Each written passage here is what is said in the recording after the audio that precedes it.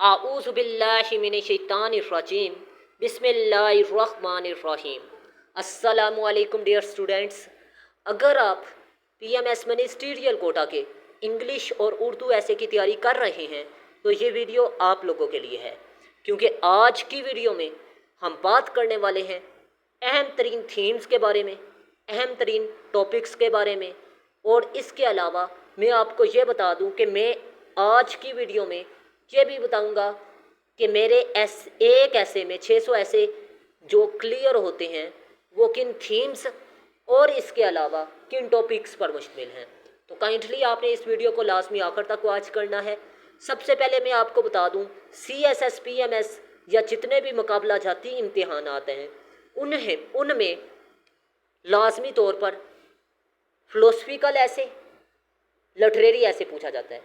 Philosophical और literary ऐसे में आपका लिटरेचर के बारे में बैकग्राउंड होना लाजमी है, अदरवाइज आपका ऐसे फेल है। आर्ग्यूमेंटेटिव ऐसे पूछा जाता है। आर्ग्यूमेंटेटिव ऐसे में आपके आर्ग्यूमेंट और एग्जामिनर के आर्ग्यूमेंट्स अगर मैच करते हैं तो वो आपको पास करेगा, अदरवाइज फेल करेगा। ठीक है, इसमें सब्जेक्टिविटी का एलिमेंट बहुत ज़्यादा होता है। उसकी मेन वजह ये है कि एग्जामिनर उसे मजहबी लेवल पर देख रहा है तो आप उसे माशी लेवल पर देख रहे होते हैं और वो फेल कर देता है, क्योंकि आपका पॉइंट ऑफ व्यू उसके पॉइंट ऑफ व्यू से मैच नहीं हुआ। और तीसरा जो ऐसे पूछा जाता है वो डिस्क्रिप्टिव ऐसे है, और डिस्क्रिप्टिव ऐसे मसाइल पर है। आपको नहीं पता एजुकेशन के मसाइल कौन से हैं, एग्जामिनर को भी पता है, आपको भी पता है। तो डिस्क्रिप्टिव ऐसे आपने लिखना है, और डिस्क्रिप्टिव ऐसे को मैंने 6 हिस्सों में डिवाइड किया है, 6 थीम्स में डिवाइड किया है। और 6 थीम्स को मैंने मुख्तलिफ टॉपिक्स में डिवाइड किया है। मतलब इन 6 थीम्स को लिखने का एक मखसूस तरीकाकार है, और एक थीम में जितने भी टॉपिक हैं उनको भी लिखने का एक मखसूस तरीकाकार है। और ये टॉपिक जो मैंने आपको बताए हैं ये इंग्लिश और उर्दू ऐसे के लिए आपने तैयार करने हैं। ठीक है, और आपको बता दूं ये नेक्स्ट जो टॉपिक है ये भी मेरे नोट्स में से क्लियर होते हैं। अब वुमेन का ऐसे है, वुमेन के ऐसे को मैंने ऐसे की पॉइंट उस पर लिखे हैं। मतलब आपको बता दूं वुमेन के ऐसे जो से हैं डिस्क्रिप्टिव ऐसे के लिए आपने तैयार किया है। तो डिस्क्रिप्टिव ऐसे women empowerment, feminism, gender related issues और इक्वलिटी, ये वो टॉपिक्स हैं जो कि एग्जामिनर लाजमी हर साल पूछता है। अब इसमें जो डिमेंशंस मैंने डिस्कस किए हैं उसमें सिग्निफिकेंस, कोजिस, नेगेटिव इफेक्ट्स और सोल्यूशन, ये 4 डिमेंशंस मैंने डिस्कस किए हैं। अब एक डिमेंशन में मैंने सब की पॉइंट बनाए हैं। सब की पॉइंट मैंने 4 से 5 बनाए हैं। ठीक है, 3 बनाए हैं पीएमएस मिनिस्ट्रियल कोटा के लिए। 3 में से आपने 2 उठा के लिखने हैं सिग्निफिकेंस वाले पॉइंट, और कोजिस मैंने ऐसे लिखे हैं 3 जो 2 रेलिवेंट होंगे। सोल्यूशन मैंने 3 ऐसे लिखे हैं जो 2 रेलिवेंट होंगे। अब नेक्स्ट आपको बता दूं, करंट अफेयर एक ऐसा थीम है जिसमें से ऐसे हर साल पूछता है, और इसमें मेजर इंटरनेशनल इश्यूज आपने तैयार करने हैं।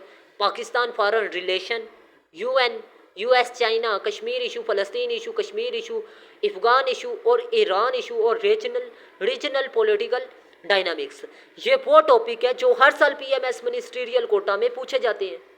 ठीक है, तो आप लोगों को बता दूं कि मैंने टॉपिक वाइज और थीम वाइज मेन की पॉइंट और सब की पॉइंट बनाए हैं डिस्क्रिप्टिव ऐसे के लिए, जो जिस भी एंगल से वो पूछेगा ऐसे को रेलिवेंट होंगे। मतलब 3 में से 2 उठा के आपने लिखनी है। फॉरेन पॉलिसी, उनमें टॉपिक शामिल है, स्मॉग इशू शामिल है, इन्वायरमेंट के मसाइल शामिल है, क्लाइमेट चेंज, ठीक है, और जस्टिस, ठीक है, ये शामिल है। ग्लोबल वार्मिंग इसमें शामिल है। इसके अलावा वाटर वार्मिंग, ग्लोबल वार्मिंग इसमें शामिल है। ठीक है, वाटर इश्यूज इसमें शामिल है, डिफॉरेस्टेशन इसमें शामिल है। मैंने ये टॉपिक अपने ऐसे में क्लियर किए हैं। मतलब एक ऐसे आप तैयार करेंगे 600 ऐसे क्लियर होगा।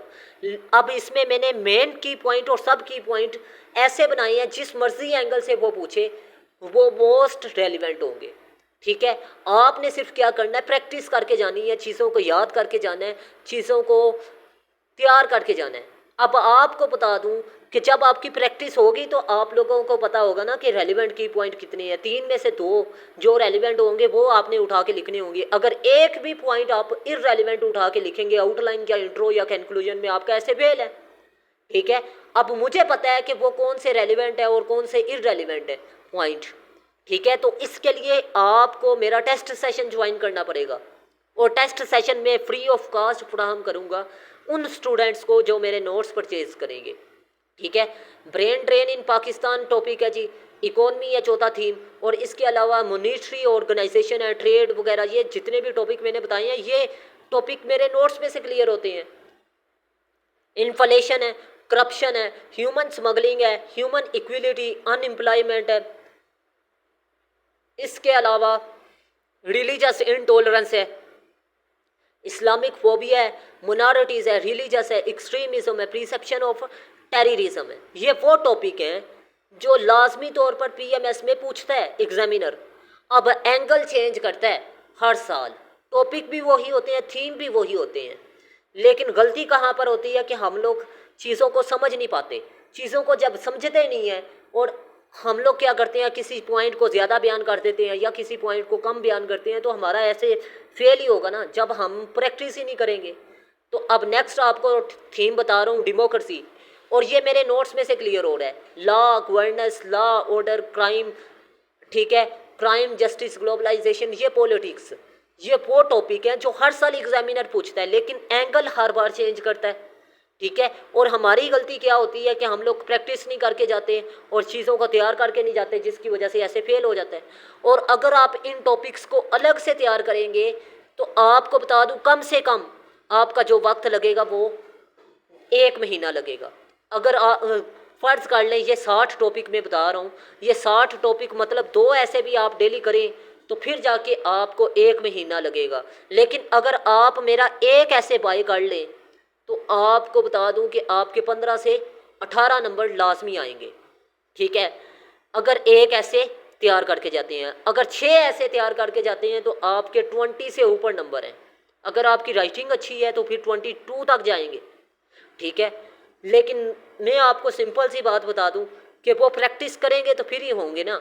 आप 6 ऐसे तैयार करने बैठेंगे, क्या आपको लगता है कि वो मेहनत नहीं होगी? मेहनत होगी, क्योंकि 6000 अल्फाज आपने रटना है, फिर जाके आपको एग्जामिनर 20 या 22 मार्क्स 25 में से देगा। अगर आप एक ऐसे बाय करते हैं तो एक ऐसे, आपको सिंपल सी बात बता दूं, एक ऐसे तैयार करने में आपको 1 हफ्ता लगेगा, लेकिन उसके नंबर जो से हैं वो एवरेज ही आएंगे 15 से 18। ठीक है। और नेक्स्ट थीम है जी जो मेरे नोट्स में से क्लियर होता है, इंफॉर्मेशन टेक्नोलॉजी।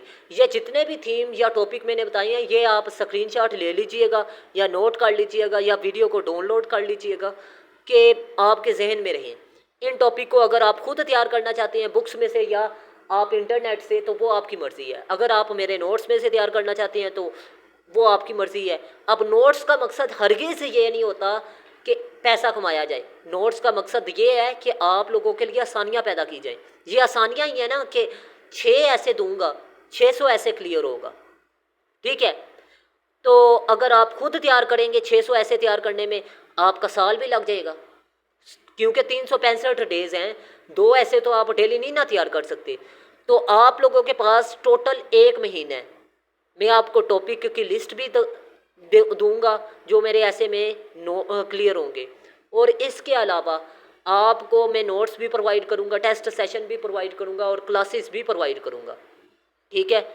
आपको सेल्फ तरीका भी सिखाऊंगा और इसके अलावा रट्टा भी, ऐसे के नोट्स भी प्रोवाइड करूंगा। और टोटल फ़ी आप लोगों को बता दूं, अगर इंग्लिश ऐसे और उर्दू ऐसे आप मार्केट से बाई करते हैं ना 3-3 बुक्स, तो आपकी 15,000 तक खर्चा आ जाता है। और साथ फिर आपको टीचर की भी ज़रूरत पड़ती है, साथ आपको क्लासेस की भी ज़रूरत पड़ती है, साथ आपको टेस्ट सेशन भी ज्वाइन करना पड़ता है। फिर भी आपके पासिंग नंबर नहीं आएंगे। उसकी मेन वजह यह है कि आप कन्फ्यूज़ हो जाएंगे और आपके पास वक्त ही नहीं है।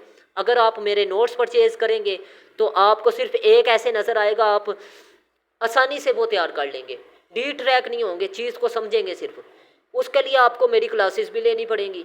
और आपको बता दूं, अगर खुद तैयार करेंगे जो तरीका मैंने आपको बताया वो आप खुद तैयार करने बैठे तो 50,000 रुपया भी लग जाएगा, टेस्ट भी नहीं पास होगा और इसके अलावा आपको वक्त भी ज़्यादा लग जाएगा। तो अगर आप 1 हफ्ते में तैयारी करना चाहते हैं तो मेरे नोट्स परचेज़ करें और साथ क्लासेस और टेस्ट सेशन ज्वाइन करें। काम फिर भी आपको करना पड़ेगा, ये नहीं कि मेरे पास जादुई छड़ी है कि आप तैयार भी ना करें और ऐसे पास हो जाए। It is impossible. आपको फिर भी मेहनत करनी पड़ेगी। अब जो मैं तरीका बता रहा हूँ उसमें मेहनत कम है और फल ज़्यादा है। जो आप करते हैं या जो दूसरे टीचर्स अप्लाई करते हैं उसमें मेहनत ज़्यादा है और काबिलियत तो पैदा हो जाती है, लेकिन बात ये है कि वक्त बहुत ज़्यादा लग जाता है। अब मेरे नोट्स आप तैयार करेंगे तो नोट्स में भी आपको लाजमी इतनी काबिलियत पैदा करेंगे कि आप जौन सा मर्जी ऐसे का टॉपिक पूछेगा आपको पता होगा कि इसमें ये चीज़ें डिस्कस करनी है। ठीक है, अगर आप मेरे नोट्स परचेज़ करना चाहते हैं या क्लासेस लेना चाहते हैं तो मेरे व्हाट्सअप नंबर पर रब्ता करें। और मैं आपको बता दूं ये 70 CSS की किताबों का निचोड़ है इंग्लिश ऐसे की। ठीक है, CSS क्वालिफायर 3 से 4 टीचरों से चेकशुदा हैं, इन पर मैंने 5 साल लगाए हैं। आपको बता दूं डिस्क्रिप्टिव ऐसे को लिखने के 6 तरीके हैं और उन्हीं के मुताबिक मैंने ये ऐसे लिखा है, 6 ऐसे लिखे हैं। अब उन 6 ऐसे में जब मैंने वो 6 ऐसे बना लिए तो मैंने देखा कि इनमें कुछ पॉइंट तो ऐसे हैं जो हर ऐसे के रेलिवेंट है, मतलब 6 थीम्स के रेलिवेंट है।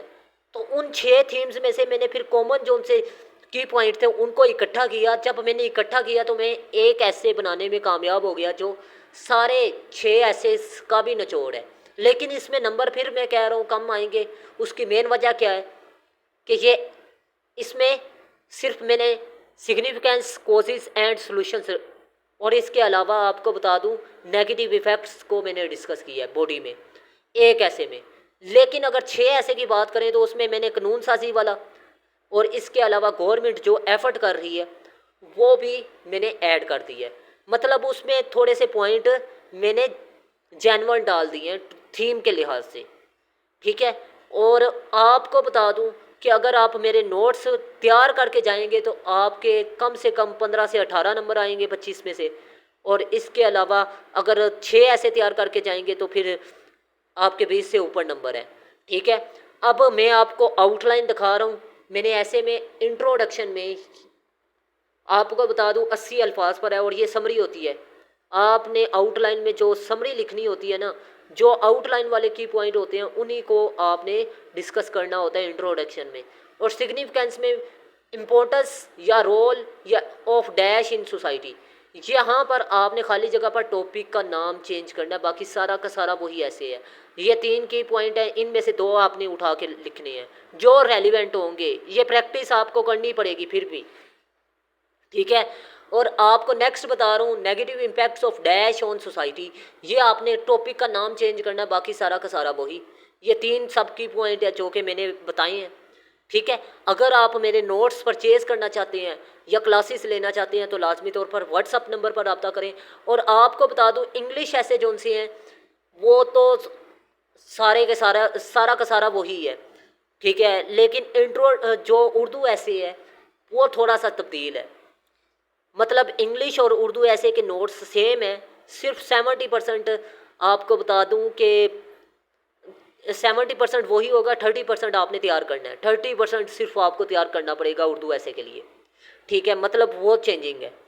ठीक है, अगर आप मेरे इंग्लिश ऐसे और उर्दू ऐसे के मुकम्मल सेशन की तैयारी करना चाहते हैं तो वो 15,000 रुपया फ़ी होगी। उसमें टेस्ट सेशन होगा, क्लासेस होंगी और नोट्स होंगे।